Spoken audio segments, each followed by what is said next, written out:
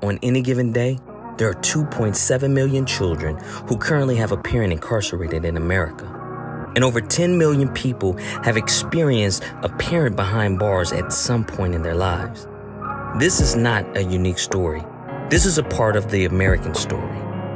From the lenses of young adults, this podcast explores the harm of poverty, mass incarceration, the beauty and resilient relationships, and the pain of fractured bones. Join our co-hosts as they enter the sanctuary with our guests in this episode of If Only You Knew. What if I told you that I still haven't come to terms with being homeless after 5 years? Hello, Zenayah. I'm Amari. I'm Mia. Welcome to the sanctuary. Thank you for having me. Okay. It's taking a lot out of me, y'all. Take your time. Breathe. Yeah, I'm not going to lie. I'm nervous. I'm going to put that out there for everybody to know. It's not a secret. But yeah, if only you knew that I'm a product of the New York City shelter system. I'm a daughter of 2 immigrant parents. My dad is from Jamaica and my mom's from Trinidad. They both came to the United States when they were 18. You know, the typical immigrant story. You come here, you work, you have children. I was born on Christmas Eve. I'm a Christmas Eve baby. Capricorns. All the way. Okay. Yeah. And after 2 years and a half, we relocated to Savannah, Georgia, because my aunt was diagnosed with cancer. I stayed there for about 7-ish years until the time I was 10. No shade to people in Savannah, Georgia, but I hated that place. I was so happy to go back to the city. I was leaving a whole bunch of memories behind, you know, my dad leaving when I was 6, and I still have vivid memories about that experience. That's my earliest memory. If anybody ever asks me, I can point to that, and it's kind of, you know, heartbreaking that something so traumatic is the first thing you remember, but it's a part of me. And after coming here, I came to New York and I stayed with my aunt. I was here by myself for about a month or so while she got me enrolled in school. My aunt is my best friend. Auntie, if you're ever watching this. Hey, bestie. And then my mom shortly came after because she had to help my sister get adjusted to college and all that. And for a while, we stayed with my aunt. It was a really small room, probably about the size of this. So my aunt was on a twin bed, and my mom and I, we switched between blow-up mattresses, a full-size bed on the floor. And those nights, I remember helping my mom do her work. Mom, you're not going to get in trouble for this ever. You already graduated. But I would, help her do her essays and all that. And at the time, I'm in 4th grade, 5th grade, helping my mom do college work. So it was a lot. And it was a very toxic environment. So we had to keep bouncing around from my grandmother to a close friend and back to my aunt. And that went on for a while until eventually, by the time I was 14, we went into a homeless shelter. And for privacy purposes and respect for people that may be at that homeless shelter right now, I'm not going to say its location and all that, because I know that experience and wanted to hide away from, people identifying where that homeless shelter is. But I was there for 2 years, and I just remember not wanting to be seen. I would leave the shelter about an hour before school started. And in the city, everything's a couple blocks away. So my school, I would say, was about roughly 8 blocks away. New York speed, that takes you probably 10 minutes to get there. But I would just leave an hour ahead so that nobody saw me, because everybody knows everybody in New York City, especially Harlem. And that was something I continuously went through. And when people, we all walking each other home from school, I would walk to the wrong block, the wrong building, and wait for everybody to, turn around the corner and then go back to where I was supposed to be. And I don't want to, drag on the stories too long, because we're going to get right into that. But just normal things you want to do, like have a sleepover. You can't have guests. You have a curfew at 10. And imagine being 18 years old and you want to do things with your friends because you're now in this arena of adulthood, but you have a curfew of 10, a legal curfew, not the one your mom put upon you, but one that the system put upon you.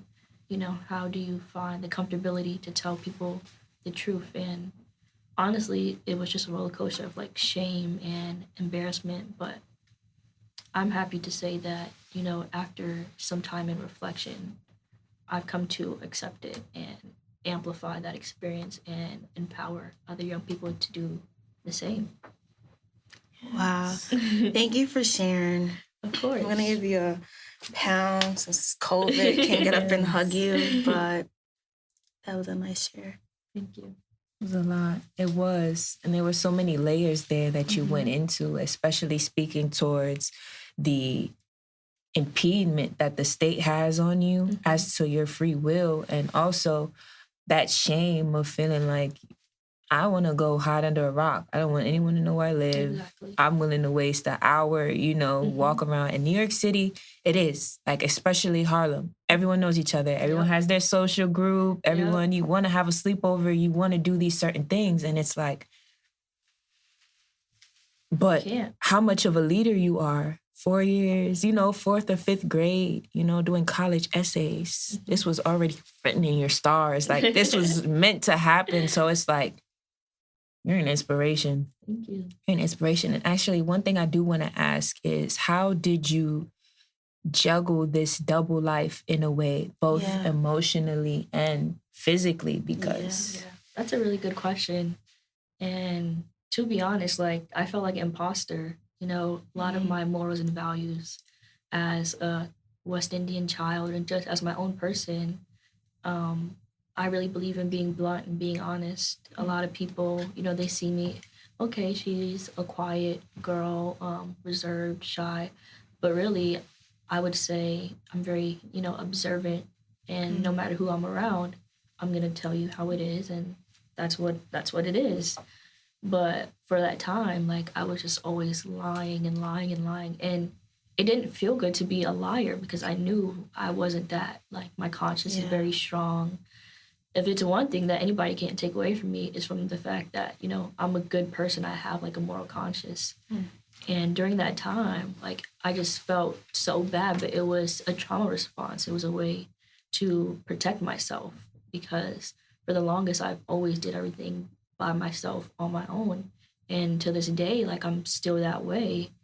I want, to be able to delegate to other people, but especially during that time when my mom's going to college and also going to work, so I don't see her until the nighttime while I'm doing work. It's like, okay, I'm raising myself. I need to learn how to combat these things. I need to learn how to like smash down people's assumptions because, some people did assume it. Some people tried to start drama out of it. Some people just tried to bring me down because of it. And to this day, I don't understand why, but we're all in middle school. Of course, I forgive these people. Was it fair? No, but that was my reaction to just shut it down. My philosophy was, until I can prove them wrong, you're not going to get an answer out of me. And do I think that was right looking back? Probably not. But I'm not ashamed of the fact that I had to lie to protect myself. Is it something that I would do now? I don't know. That's a question I can't answer because, you have to set boundaries. Not everybody needs to know about your personal life. And sometimes you may have to, it's a little white lie, but I don't think I would go to the same extent that I did because I've progressed, from being shy or being defeated, especially from people who can't give me a home. Like, why? I was first going to say it takes a lot to forgive people, even if they don't deserve forgiveness or they never apologize for it. So that takes a lot and shows a lot about you and your character and your morals, like you said. And then also, I just wanted to say that, you don't have to feel bad for lying because you did what you needed to do to protect you and your mental at that moment. And you were a kid because you didn't know, what may happen. People could be mean and words can hurt, especially when we're young. So it's just And my question was kind of only because I talked to you prior to this, so I know what you're doing now and how successful you are in life. Thank you. You're welcome. How have you used that tool of even coming home later, leaving out earlier? Because I know for me personally, anytime I woke up early was to do my homework that I didn't finish. So, like, you woke up earlier to leave out so people wouldn't see you. Like, how have you used them tools that you've kind of, learned and collected and still be so successful in today's life? Yeah, so we were actually talking about this earlier, like before we started. I would say I was so driven by the fear that I had no other choice but to be successful. And, as you were saying in our own private conversations, I was put on a pedestal because of that. Whether that was for my GPA or graduating salutatorian or, going to programs at Columbia every Saturday since I was 12. I was put on a pedestal for that, but really it was like an escape. And it's part of the reason why I go to Columbia now. It was a home that I didn't have. So I was juggling so much and I was just trying to find a way to be busy. So I would do all of these extracurriculars to give me like a sense of belonging. And it was a commitment. Like, what child wants to go from school to another school bigger than what they're in on Saturdays from 9 to 3? Like, you're going to school 6 days a week. And then on Sunday, you do homework. So there was never no time to be a kid. But I guess one positive that came out of it would have to be the fact that it led me to where I am now. And, it is something I'm working through, trying to not be so much of a workaholic.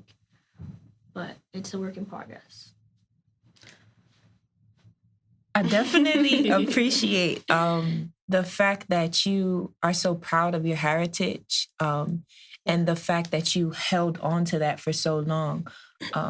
I know a lot of the times our mothers, they are taken away from our home because they have to provide. They have to be the breadwinners of our families. And a lot of that time, it does create a rift and it does cause us to have to grow up very quickly and put on our big girl pants. So all in all, my question to you is, how do you feel you basically being a shepherd to your mother because you are a first generation here? How do you feel that transition was in your relationship with each other throughout? And also culturally, how have you held on to that? How has that brought you closer together? That's a really good question. That's a good It question. is.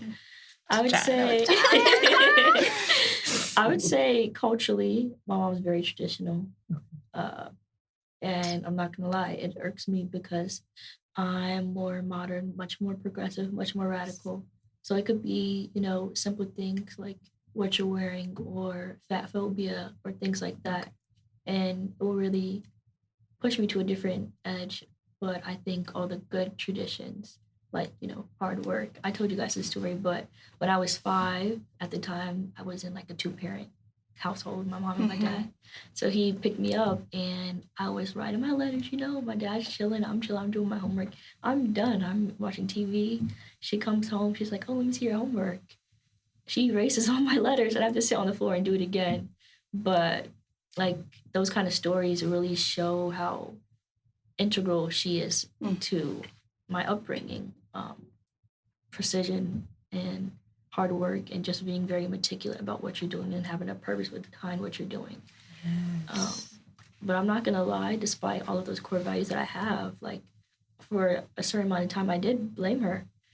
I blamed her for not adjusting to, the American economy and knowing the value that like a degree has. I'm not gonna lie, a degree before Black people started getting it much more frequently, it had a much bigger, more importance. And she has that degree now, and she's just a home health aide, And I expected, okay, my mom's gonna be working in somebody's hospital, making a lot of money. No, like even after, I don't remember how long it took her, probably like 5 or 7 years to get that degree. It still means nothing technically. So I blamed her, and I remember holding it in because it felt so wrong. Like, I watched this lady work. I was always there through the struggle. I have 2 older sisters. They also struggled, but in different ways. And, like, it was just me and my mom always. When you mentioned that your older 2 sisters weren't there, where were they? Yeah, so my first oldest sister, she was in New Jersey, has a family. and she has to live her life. Mm-hmm. She was there to support. Okay. If you're watching this, I love you. And then my second sister, second oldest, she was down south getting her degree from Armstrong, and she moved to Atlanta, and she's in like the medical arena, so that's very demanding. Mm-hmm. So it was really just my mom, me, and whoever we were with at the time. Okay. Yeah. Absolutely. But a strong net there. Yeah. Definitely that family net is always there. Yeah. It could be complicated sometimes, but it still shows the persistence of like everyone working hard. That shows a lot about your culture as well. I know for me, because I'm just an African American, we don't really have like traditions like that of like, how immigrants family does. I would say that like my mom, I'm my mom's first child, so it's a little different. Yeah. And I always help her with her stuff similarly to your story, but it's always like, oh, thank you, go rest now. So like I kind of just see that difference. And I was going to ask you, with that push, would you go back? Like, would you change anything? Or would you like do it all over again? I would 100% say that I would do it all over again. Yes, it was draining being a little girl and, feeling the reputation of always having to help when, there's nobody to really help you. Not saying I didn't have help, but I'm not a person who likes to ask for help or receive it. So I always felt like I was always giving and giving and giving, and I wasn't open to taking from anyone. But if I had to go back and do it all over again, I would. Like, that's my mom at the end of the day. There's barriers that she had that I could fix, so why not fix it? Absolutely. Again, being that shepherd. Yes. And that's interesting that a lot of first generation who do stay in America, who do move here and do establish themselves, you really do guide, like, especially with language barriers, brushing up on vocabulary. Yes. Like, and she hates that. Like, I would correct her, and I'm not gonna lie, sometimes I would do it inappropriately, like in public, and bring on that embarrassment. But no, I would do it all over again for my mom. Yeah. I was that teacher for her, even though it's a weird dynamic because that teacher is your daughter, generations much younger than you. You feel a little belittled. Yeah. But I would do it all over again. I feel like there's like this theme of guilt, embarrassment, shame. Like, how have you saw that kind of transform? Because at first it seemed like, you were ashamed of, your story, but now you're here being outspoken and you're just like proud. Like, how have you saw that change within yourself over these few years? Yeah. And what prompted it as well? Like, what kind of helped that change happen? I think just simply growing up and realizing all the opportunities that I missed because I wasn't comfortable with my story. Like, I remember one time, my school was aware of my situation. And I think somebody from, like, the Department of Education for New York City wanted to interview me, much like what we're doing now. But I was 14, 15 at the time, and I still wasn't comfortable with my story. And I was battling between, Zenayah, this is your chance. Like, everybody's always telling you, you have a story. You know you have a story, so why not share that story? But at the same time, it was very much a real experience. I wasn't ready to be that big girl yet. And I remember, crying in this one teacher's room that I was really close to. And she's telling me much of the advice that my mom is saying, like, just do it. But she opened me up and said, if you're not ready, you're not ready. And it came a time where I knew I was ready. Like, I wasn't embarrassed, not to say completely, because I still am. That was my opening statement. I haven't come to terms with it because I haven't. And, I'm 19 years old now, and I've been dealing with this since the time I was 10. That's a long time. But if I'm being honest, like, it's really just a part of growing up and recognizing the impact that your voice can have and being courageous enough to let it have that impact no matter how ready you are or not, no matter if you have to cry through it. I don't know if I might cry right now, but it's okay. Yeah, I would say just putting yourself out there, but at a time that you're ready. What's for you will come for you in due time. It's a beautiful message. It really is. Very inspirational. I'm glad that you were able to have those support from your teachers, because it kind of shows all something that we mentioned before, like setting those boundaries for yourself, being ready when you're ready, not doing, your life on someone else's time because so much was already taken away from you, And of course, I may not understand your situation because I was never in it, but just similar effects of kind of the umbrella of not having something at the moment, whether that's, housing or food or clothes or support in a way, like we all can feel those same pains in a way. And I'm just wondering, like today, being in this position that you're not even that older yet, you're only 19. And so this is still happening, just a few years ago, like you were just in high school. What do you think, looking back at yourself, maybe 15, if you would have did the interview, what would you say to yourself? That's a good question. I feel like it was so long. Yeah. Before I answer that, though, like, I think we can all agree that, the school system is not always there for you. And I brought up that experience with my teacher because at the time I was in like a majority minority school, and by minority, like predominantly Black. But again, chasing that want to be so successful, I did transfer into a predominantly white school. And when I say predominantly white school, like there were 4 Black girls in my grade, and I was only like fully Black girl.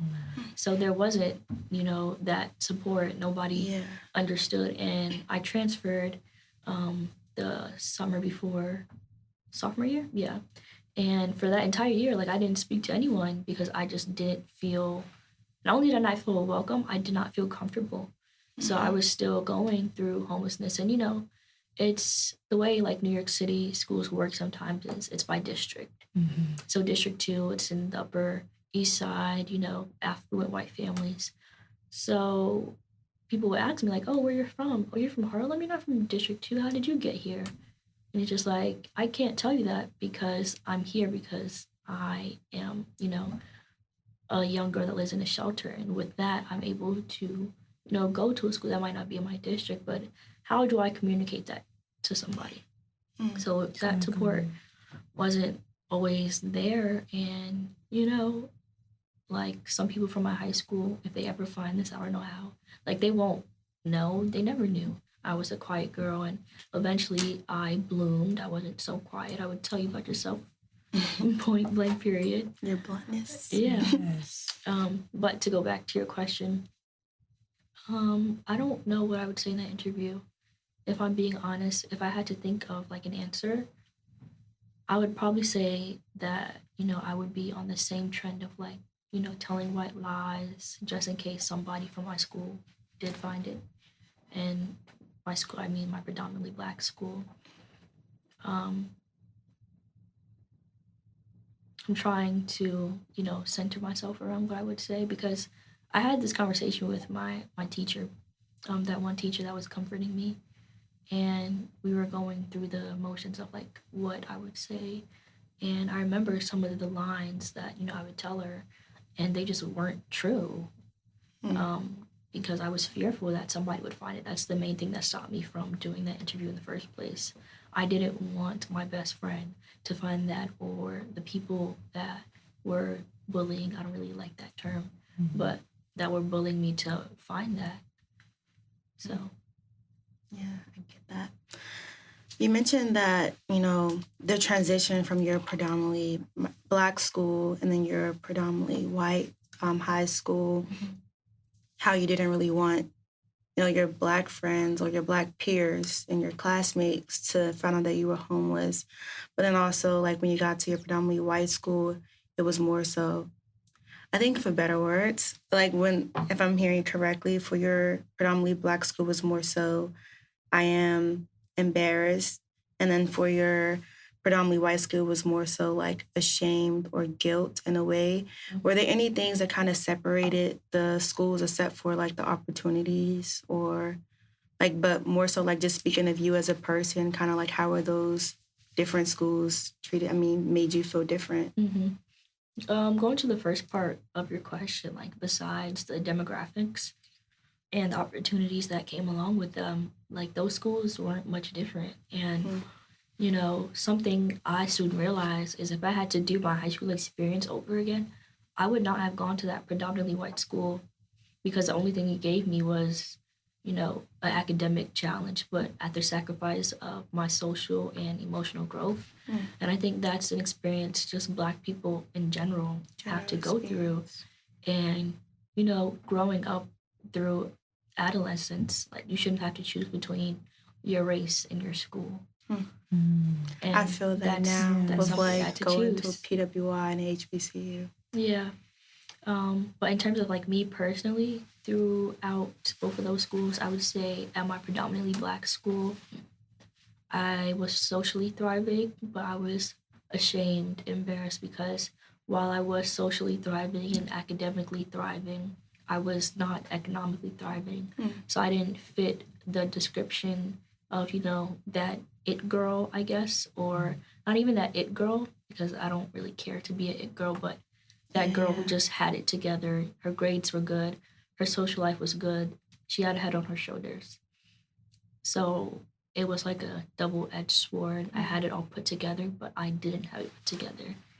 And then as I transitioned into my predominantly white school, I would say it had similar sentiments in the fact that, I was growing into myself and I had it all put together, but it was this rift between, I don't think this community is deserving of my full self. And I'm glad that I'm able to come into my full self, but sharing it with people, like being very picky about who's in your circle or who has access to you, I wasn't willing to do that. And it was still very much, feelings of shame and guilt, but also, just being picky. Like, I don't think you deserve to know the full me. And I was ready to let people know the full me because I had reached that level of maturity and acceptance. But that discernment of the people around, like if I don't feel welcome as a student, why would I welcome you as a person? I definitely get that. Especially in the educational journey and wanting to be that social butterfly and wanting to, in a way, have this coming of age experience culturally, but at the expense of your educational advancement in ways. I definitely feel as though with education, it should be the second home, as you were speaking about. Like, it was that second home for you. It was where you felt comfortable, but there wasn't this medium or median ground for you to fully flourish. So you created that for yourself. And that in itself is inspiring because not only do you set the tone for other chocolate girls or other, beautiful girls, you also set the tone for what the educational system needs to implement on an individualized level to each of its students. Like, I remember for me, I love school. I went to a whole plethora of different schools, credit recovery, private Black school, a prestigious, school downtown, to a building that had 6 high schools. And one thing that really resonated was that no matter where you went or in your story, you still excelled, no matter what it was. That's academically, your mind, you didn't allow anyone to take your mind away from you and who you were. And I don't think it was a lack of discernment. I think more so for you with that social was like, I've worked hard, to create this person, to create for myself what I feel solidified, regardless of what I have in my pocket, regardless of where I rest my head at night. I know who I am as an individual.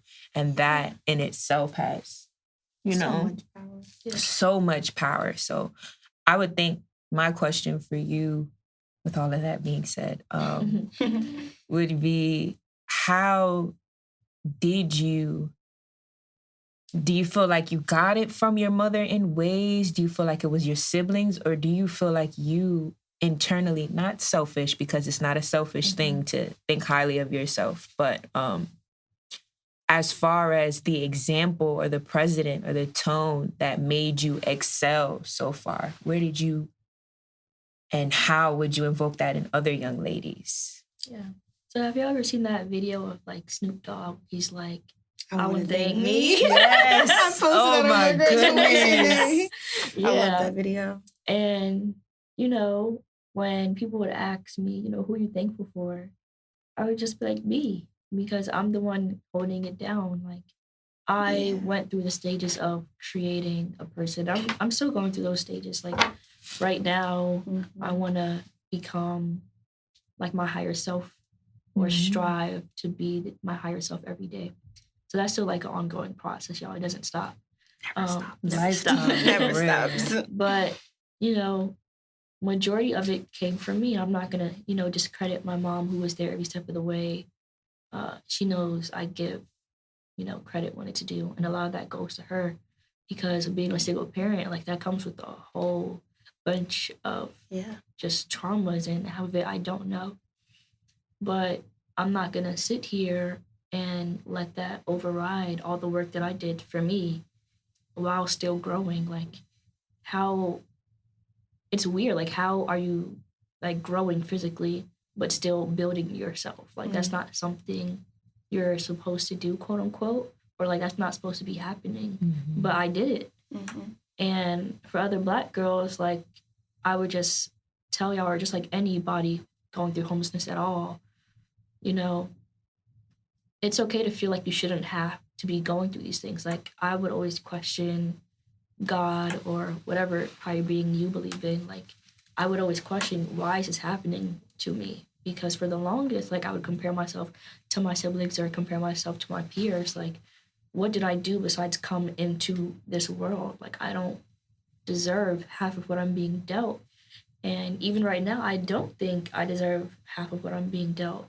But the fact of the matter is I'm dealing with what I was being dealt with and, you know, learning how to maneuver that. And if that means building myself while I'm still trying to build a bigger empire at large, if that's what it's going to take, then that's what it's going to have to take.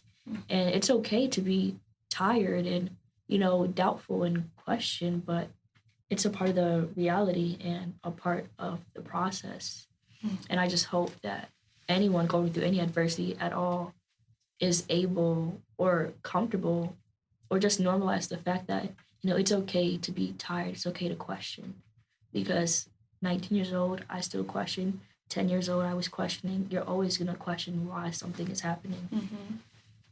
I have like a 2-part question, but that was a lot. Yes. One, I was going to say that shows a lot of strength and determination just to kind of be able to come to terms with knowing that. But I want to go back a little to when you mentioned about like you didn't want your best friend to find out.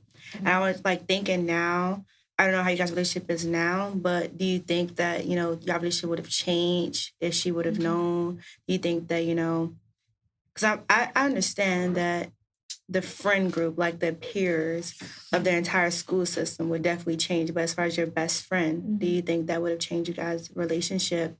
And my second question was, say it's okay to be tired. What do you do in those moments when you're like, if you was to give advice to other people who are coming up after you, you know, like what's your advice for it's okay to be tired? This is what you do when you're tired. Yeah, I'm not gonna lie, if I'm being honest, like despite the plethora of lies that I had, I don't think I was a smooth criminal. I'm not gonna lie. I think my best friend knew what was going on because my mom and I, because of, you know, how much of good people we are, we became really close with the people that work at the shelter. So she was able to come into the building, not upstairs physically, but, you know, downstairs, it looks like an office. So it's not a typical apartment building. So she would sit, you know, in a chair in like the little office arena that we call the lobby. And, you know, nobody's stupid. You pick up on the differences. This couldn't be, you know, a normal apartment building, but it was something we didn't really talk about. But I think she knew. And the fact that I think she knew, I don't think it would have changed anything if I would have told her. But I was just so deep in my fear of like, you know, this is somebody I love. So I would hate to break the truth to them and see what that outcome is like. Shout out to your best friend for loving you back and not asking. Yeah. So I would hate to see the outcome of that, a bond that I trust so much. Seeing that break and knowing, you know, this is who I have closest to me. Imagine what would happen if these people that are distant, that I call my peers, what would happen? And then going to your second question of what do you do, or what do I do when I'm tired? It's a work in progress. I think I push myself beyond my limits to burn out, if I'm being honest, sometimes. Not completely. I don't want to claim that energy. Yes. But some things that I do when I feel myself reaching that point is just stop. Like, you have to know when to say no. Like, I have deadlines. I'm still in school. I'm still taking summer classes. I have deadlines that are past due, but I have to work. I have to provide for myself. You have to say no to certain things. Not saying kids, don't meet that deadline. Obviously, meet that deadline. I'm not proud to say that, but you have to know when to say no. You have to know when to just let your mind be blank. And I'm really working on that because I feel like my mind is always racing. Like, even when I'm sleeping, I'm always waking up because there's something to be done. There's something to be done. And I'm just learning how to rest. And I hope I come to that because I'm tired. I'm only 19. I'm not even in law school yet. I don't have kids. So I'm trying to learn that now so I don't pass that on to my kids or generations to come, because I don't want that for me. Why would I bring somebody else into this world and have them learn these mechanisms? Or why would I go to law school, half full, not ready to give my all, or wherever I end up, you know? And that's my story. Now you know. Hey everyone, my name's Zenayah, and I was the one that told my story about homelessness. And now that you know, if you would also like to share your story on our podcast, you can check us out on Instagram, or you can go to our website. We're really active there, and you too can be a part of the bigger mission at hand. We also have resources on our Instagram and on our website. So if you're going through anything traumatic, homelessness, or if you have an incarcerated parent or anything of that nature, there's things to help you individually as a person, and there's also peer support groups. It is virtual, but a community is always going to be a community no matter where we meet. If you would also like a mentor, again, you can check us out on our Instagram or on our website. If you are a teacher, a professor, or any educator at all, there's also resources for you. You're also a really big part of this mission at hand, and in that power dynamic, there's always space to improve. And overall, just keep in contact with us, our website, our Instagram, Twitter. We never know where you could find us, but we're always there.